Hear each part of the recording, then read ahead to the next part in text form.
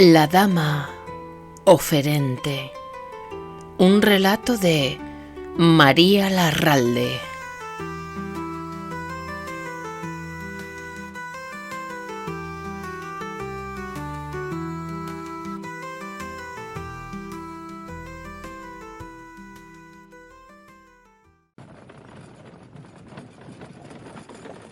Una gran caravana de carros tirada por burros y mulas, junto a jinetes sobre caballos ricamente engalanados, atravesaba el horizonte nacarado y refulgente de una tranquila y limpia mañana de primavera.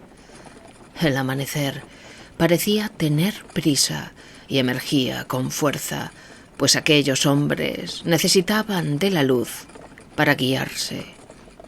Un santuario les esperaba.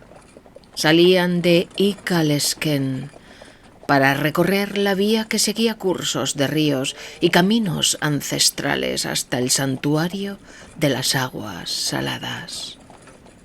Allí, la joven Aunia, recientemente huérfana de madre, pasaría orando varios días para poder ser entregada en matrimonio. Llevaba su propia ofrenda, una réplica de sí misma que, finamente tallada en arenisca, revelaba su profundo amor a lo hierático. Honrar a su familia y reverenciar a los dioses era la finalidad de este viaje. Su boda se consumaría en cuanto las ricas cosechas que prometían abundancia ese año fueran recogidas cerca del verano. Apenas contaba con 14 años, pero era consciente de su importancia, de la responsabilidad hacia su familia. Comprendía la trascendencia de su próxima unión con su futuro esposo, un joven guerrero de alta cuna y atávico linaje, Amusico. Los pensamientos de la dama vagaban libremente, como la brisa que acariciaba su resplandeciente y delicado rostro.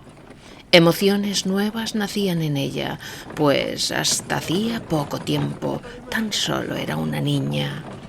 Sentimientos que se despertaban como oleadas de calor y de frío, como ramas de árboles que crecían desde su corazón hasta su alma, para recorrer todo su cuerpo, haciéndola temblar con recuerdos y vibrar por el amor que la aguardaba. Dicen que las aguas más puras corren como manantiales en el lugar de los dioses, pero yo jamás las contemplé. Hoy es el día en el que, por fin, podré sumergirme en ellas y renacer en mis orígenes. La salida del sol es la señal y nos ponemos en marcha con alegría y esperanza. Durante toda esta marcha estaré en oración, pues es tiempo de encuentro con mis dioses. ¿Qué es aquello que admiro en la lejanía? Campos repletos de flores bailan y a lo lejos veo el infinito camino salpicado de pequeñas malvas y margaritas, cuyos perfumes me recuerdan a mi querida y ausente madre.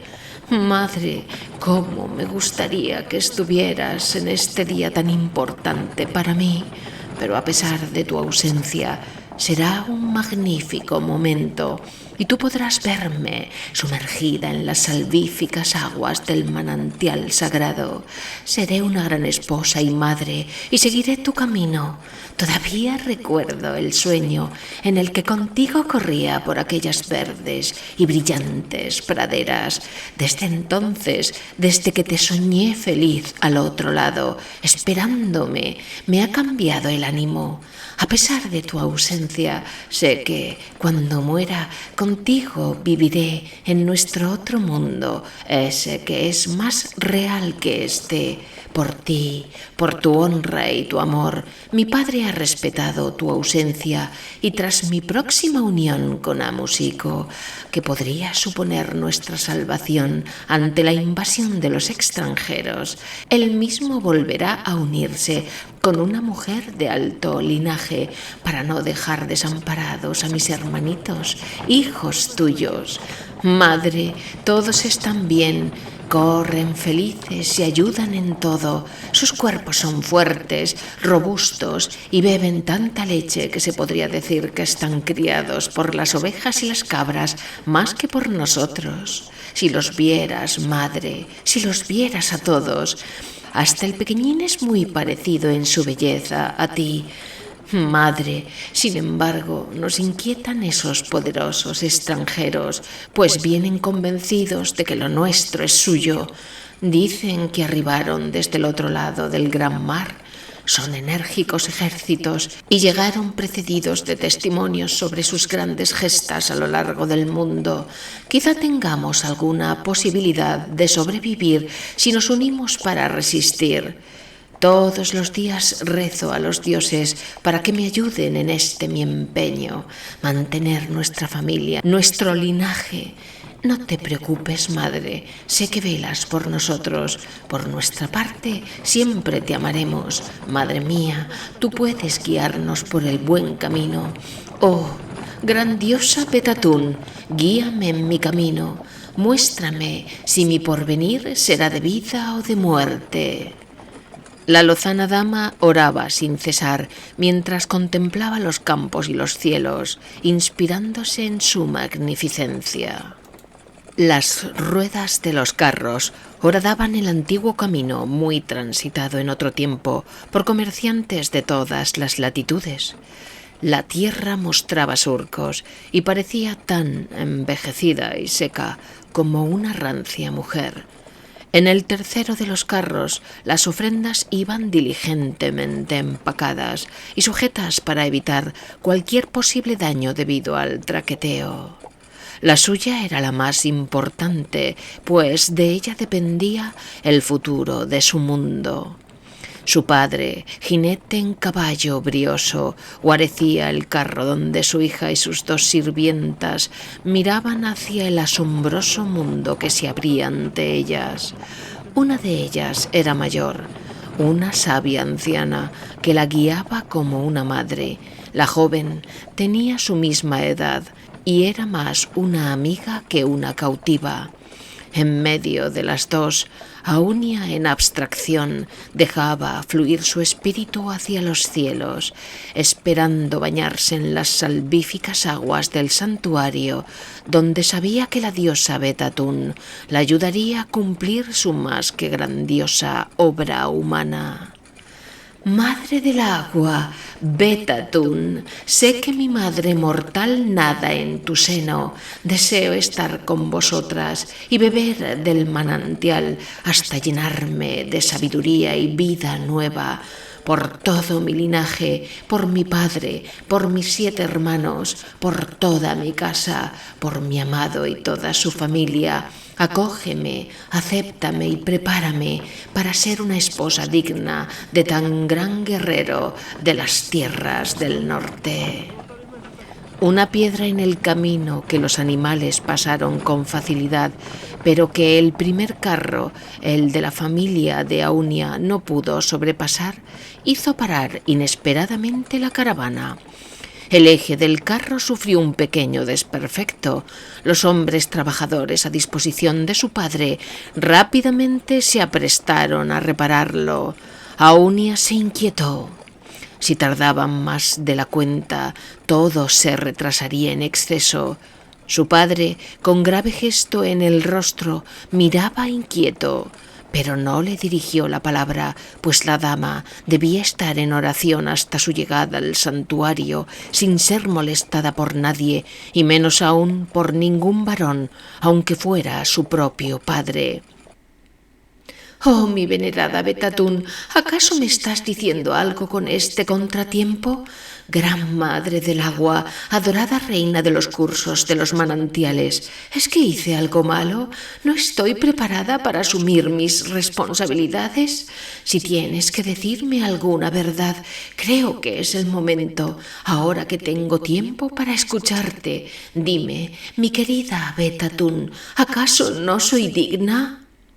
La joven sirvienta notó cómo el cuerpo de Aunia se estremecía a su lado, a pesar de que no se movía y continuaba orando sin cesar. La preciosa señora miraba hacia el horizonte y hacia el cielo. Después cerraba los ojos, juntaba sus manos y bajo su manto se cobijaba como si un helado rumor recorriera todo su cuerpo. Pero su atenta asistenta tampoco debía interrumpir sus oraciones. Podía ser contraproducente, pues de sus plegarias dependía todo su futuro, el de su casa y el de ella misma, pues si el matrimonio se llevaba a término, la familia de su dueña mejoraría su posición social y sus riquezas abundarían tanto en tierras como en economía. Siempre te he escuchado, mis oídos están listos para recibir tus palabras, mi corazón está penando y el pecho comienza a dolerme por la impaciencia. Oh, madre mía, implórale a la diosa Betatún de mi parte. Dile que soy digna de ella, virgen, casta en cuerpo y espíritu. Me he guardado de hombres y de pensamientos impuros. Tengo clarividencia y siempre he sabido que estaba destinada a algo grande. Oh, mi señora divina, reina de las aguas y de los manantiales, no me dejes sola, no me desconsueles. Algunas lágrimas comenzaban a caer, sigilosas por las dulces mejillas de la niña. Todos sabían que aquel contratiempo la estaba turbando profundamente, pero nadie podía molestarla. Cada tropiezo, cada obstáculo debía superarlo sola, con ayuda de los dioses. Si los humanos intervenían, se rompería la conexión de Aunia con su diosa, una conexión que ella había expuesto suficientemente a los sabios ancianos y a sus propios padres cuando tan solo contaba con 10 años. Ella era la elegida por Betatún para hacer grandes cosas en el mundo. Su padre estaba convencido de que mejoraría mucho la vida de todos. La caravana comenzó a moverse de nuevo. Una alegría contenida se pudo sentir en toda la corte de la joven dama. Sin embargo, cada pocos minutos, Aunia, compungida, se inclinaba hacia adelante con sus manos juntitas, pero en silencio. Oraba y lloraba mirando hacia los campos, hacia el cielo, hacia el infinito y hacia su interior. No puedo escucharte, me siento tan intranquila. A pesar de que comenzamos la marcha de nuevo, algo pasa. Sé, señora de las aguas y de los manantiales, que algo sucede. ¿No estás de acuerdo con mis próximas nupcias? Mira mis vestidos, mira mis ofrendas, repásalas, van en el carro tras de mí. Si no son suficientes, dímelo, porque puedo ofrecerte mucho más. Mi padre, en cuanto lleguemos al santuario, puede hacer esculpir muchas más ofrendas, tantas como sean necesarias para saciarte, Betatún mía. Pero por favor, háblame como siempre lo has hecho. Aconséjame, ¿acaso no estoy cumpliendo tu voluntad? Un riachuelo apareció al lado del camino. Su recorrido acompañaría a la caravana durante bastante tiempo. Aunia miró hacia las aguas y gritó: ¡Parad! El grupo se detuvo inmediatamente. Nadie osó hablarle, contradecirla o inmiscuirse en lo que la joven orante pudiera hacer o decir. Aunia se levantó, su doncella se apartó y bajó para ayudarla a descender del carro. La joven tomó su pequeña ánfora y, tras bajar hasta el riachuelo, la llenó y volvió. Subió al carro y con su jarroncito entre las manos llenos de agua, dijo: «¡Continuad!». En marcha de nuevo, el sonido de las ruedas y el trotar de los animales tranquilizó a todos los componentes de aquel nutrido grupo de peregrinos. El padre de Aunia no se sorprendió, pues sabía que la joven hablaba con la diosa de las aguas y que a veces, para poder contactar, necesitaba tocar el agua de un manantial o de un riachuelo de aguas claras y puras. Miró a su hija muy orgulloso, pues no esperaba menos de ella que una total concentración en su cometido espiritual. El sol ya irradiaba con fuerza su calor. Todos los jinetes parecían trotar airosos y felices. Los burros y las mulas tamborileaban canciones con sus pezuñas y los lamentos de los carros cantaban la melodía incesantemente. Mariposas amarillas y blancas aparecieron repentinamente a ambos lados del camino, desde los pastos y matorrales verdes y frondosos a los que el río nutría. La joven orante levantó la vista. Su mirada era opaca. Nada bueno auguraba la visión que estaba contemplando. Mientras los demás trotaban felices, ella sufría un infierno, pues Betatún no le hablaba. Aunia sentía que no le esperaba el amor y las bonanzas. La joven dama miró unos instantes las mariposas. Muchas de ellas se posaron sobre el velo que cubría su cabeza. Parecían querer adornarla. Sus sirvientas la miraban con ternura. No percibieron su turbación interior. ¿Es posible que esté errando? No me gustaría hacer algo contra tu voluntad. Mi adorada señora de las aguas, sé misericorde conmigo y háblame. Pero nada escuchaba, ni en su mente, ni tampoco desde el agua de la pequeña jarrita que llevaba recogida en su regazo, la cual miraba sin descanso. Recuerdo la primera vez que me hablaste en el pozo de las aguas vivas. Fuiste tú la que me mostraste tu bello rostro allí abajo, iluminando la oscuridad del profundo hueco en la tierra. Recuerdo tus palabras. Mi niña, ¿me oyes? Y yo, asustada, sorprendida, te contesté: ¿Quién eres, señora? Tú me respondiste rauda: Soy Betatún y deseo guiar tu vida. Pronto serás una mujer y deseo que vivas entregada a mí. Y yo te dije: oh señora del agua, ¿cómo podría negarme? Y muy cariñosa me convocaste en el pozo cada día. Mi niña, tengo grandes aspiraciones para ti, pero solo si tú lo deseas también. Y así, cada día me hablabas en el pozo, hasta que un día comenzaste a hablarme en cualquier momento. En mi cabeza escuchaba tu voz. ¿Recuerdas? Entonces, ¿por qué ahora no te escucho? El camino comenzó a ascender y el riachuelo que los había acompañado tanto tiempo se alejó lentamente.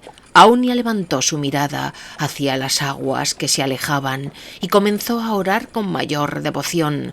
Casi se escuchaban las palabras que ella no deseaba que nadie escuchara. Llevada por una amarga sensación de desamparo, acomodó su postura corporal y su rostro compungido. Su cara estaba volcada sobre la boca abierta de su jarroncito, como si rememorara aquella abertura mucho más grande del ya lejano pozo donde Betatún le hablara en su tierra natal de Icalesken. Mientras una montaña no muy elevada iba imponiéndose en el horizonte. El sol, ya en el cenit, o quizás un poco más allá, calentaba tanto que algunos jinetes y carreteros se desprendían de la ropa de abrigo, pero Aunia comenzaba a tener frío, mucho frío. Un pequeño toldo la protegía del sol, pero solo ella mostraba tiritona por un frío que no provenía del ambiente, sino de su interior. Encorvada sobre el jarroncito, parecía más una bola de ropa que una persona, pues no se le podía ver el rostro. Comenzaba a ser algo extraño para su padre y la preocupación se instaló en su pecho. Algo malo le ocurría de verdad y se acercó a preguntar a la anciana comadrona de la niña. En su mente ella era aún su bella niña, su amada Aunia, tan parecida a su madre en hermosura y porte como dos gotas de agua. La anciana sirvienta puso cara de no saber, pero cuando pararon para hacer un pequeño receso y comer, el turbado padre y la anciana hablaron a solas, alejados de todos. Aunia no bajó del carro, no comió ni bebió nada. Nadie podía molestarla si ese era su deseo, pues abundante comida le sirvieron en un pequeño y labrado plato de bronce que, sin embargo, ni siquiera miró. «Me siento turbado.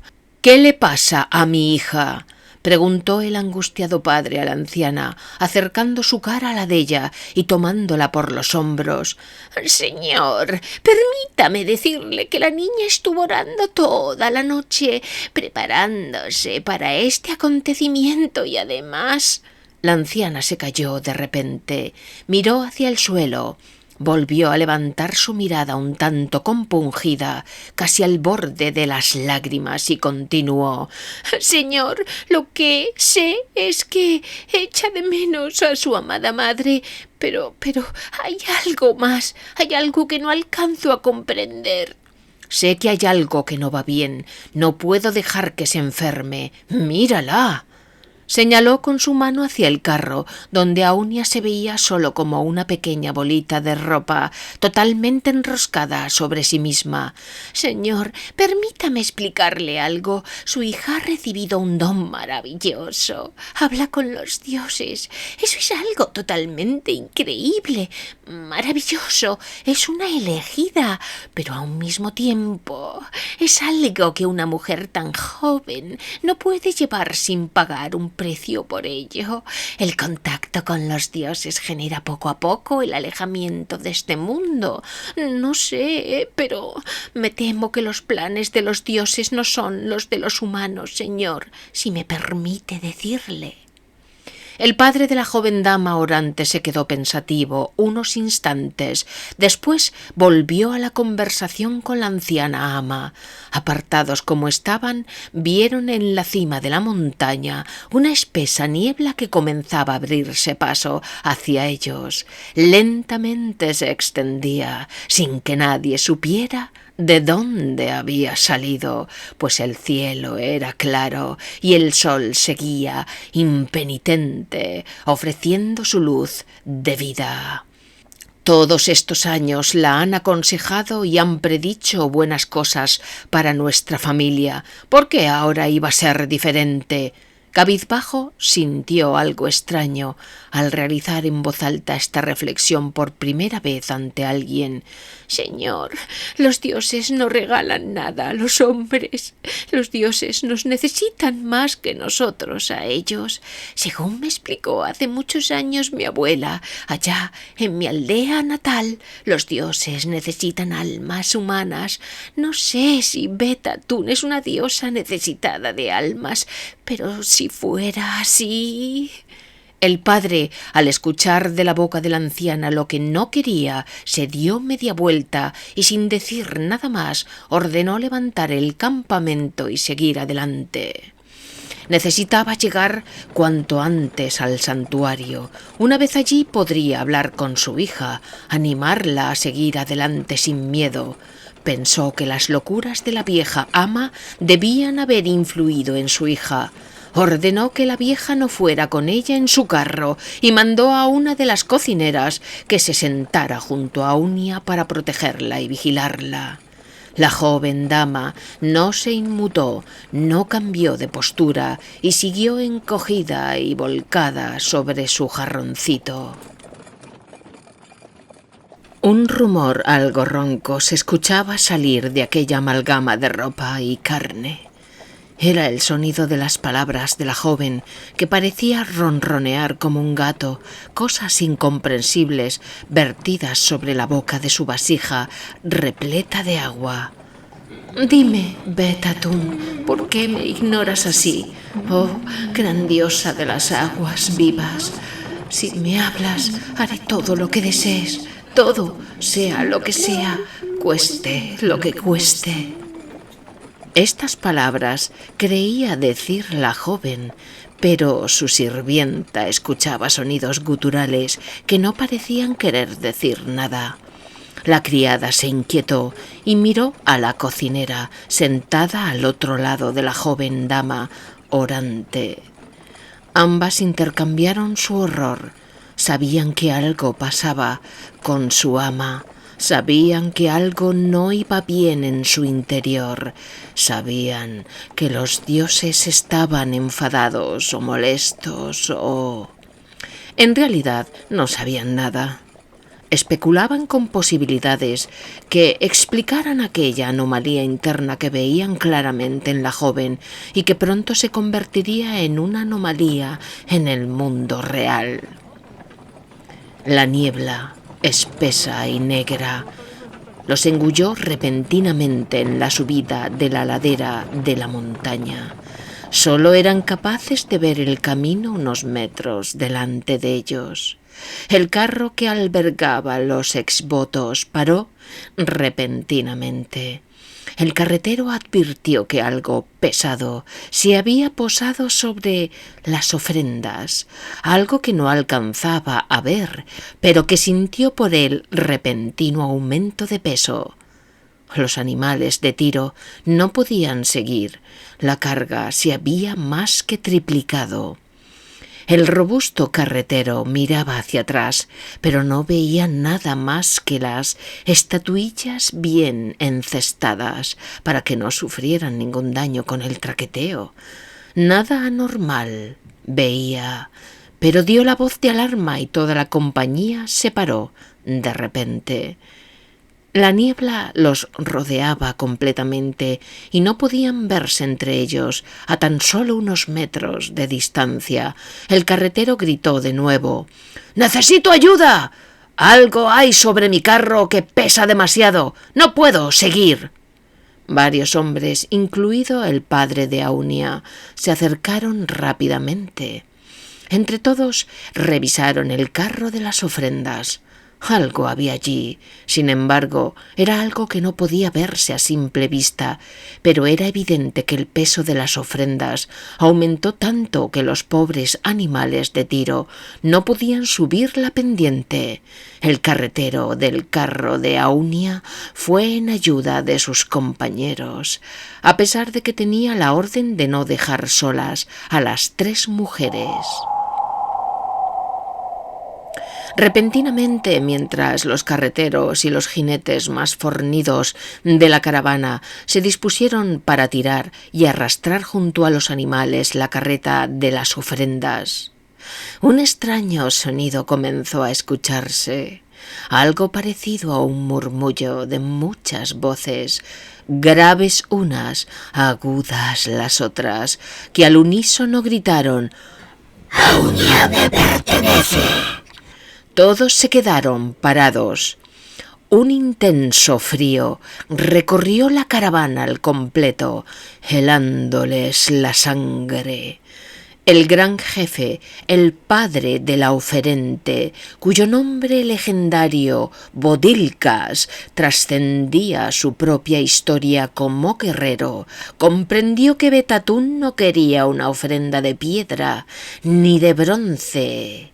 Esta vez quería una ofrenda de carne y hueso, una mujer viva. Quería a su hija. «¡No dejéis sola a mi hija!», gritó. En medio de la nada, la voz de Bodilka se apagó instantáneamente. Miró a su alrededor y no vio a nadie. La niebla lo absorbía todo a su alrededor. Todo había desaparecido. Los carros, los hombres, las ofrendas, el camino, la montaña, el entorno. Bodilkas gritó de nuevo desafiante: «¡No te daré a mi hija!». De la niebla espesa comenzó a formarse una figura que, aunque parecía humana, No lo era. El vapor mostraba una silueta que fue componiéndose lentamente delante de Botilcas, transparente como el agua de los ríos, sus ojos grises como de tormenta, sus labios rojos como de sangre, su cabeza alargada como nunca había visto cabeza alguna, engalanada con pedrería de oro y piedras preciosas, su cuerpo, a través del que se veía la niebla del otro lado, ataviado con ricas telas de oro y plata. Botilcas miró hacia los pies de aquella grotesca aparición. Simplemente levitaba en el aire, sus pies se difuminaban hacia la misma niebla que parecía crearla. Una vez conformada delante de él, aquella criatura habló. Aunia será esta vez mi ofrenda. No puedes ni debes entregarla en matrimonio. No es el destino que deseo para ella. Has tenido prosperidad gracias a mis consejos que, a través de tu hija, te he ofrecido durante estos años. Ahora ella es mía. Olvídate del pacto que hiciste con Amúsico. Olvídate de tu hija para siempre.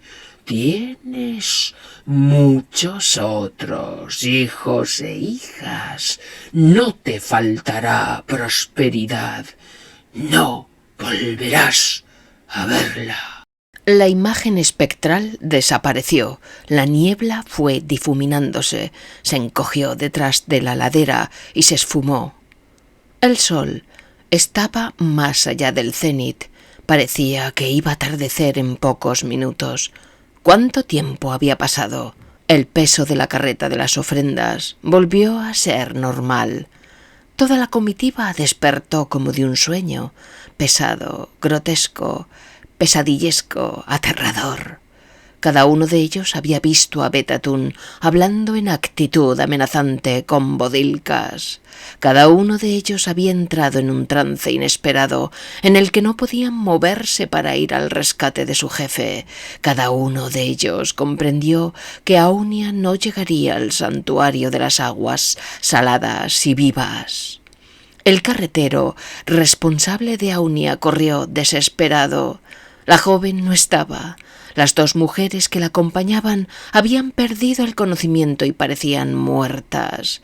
Botilcas recuperó el sentido de la realidad y corrió junto a los demás hacia el carro de Aunia. Ella no estaba. El padre enloqueció, gritó que la buscaran. Debía estar en algún sitio. Se había extraviado. ¿Cómo la habían podido perder de vista? Pasaron el resto del día buscándola por las cercanías.